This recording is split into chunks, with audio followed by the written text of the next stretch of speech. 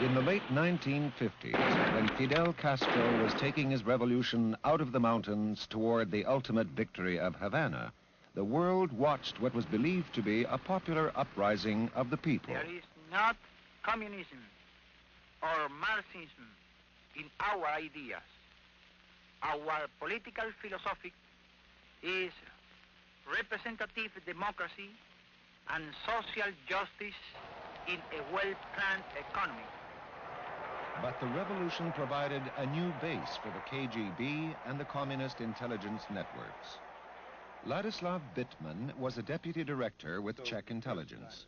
A few years after the revolution, the Czechs helped to build up the Cuban intelligence service. And then, I think in the early 1960s, the Soviets took over completely when Cuba was really in the hands of the Soviet bloc, the Soviet Union.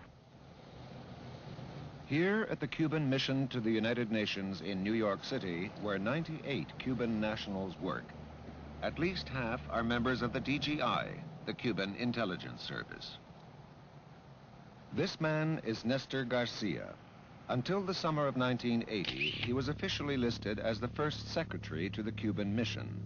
But in reality, he was chief of station for Cuban intelligence in New York City.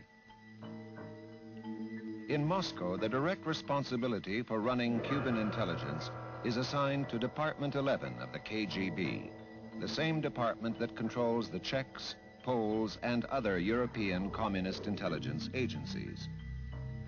Since the late 1960s, Soviet KGB officers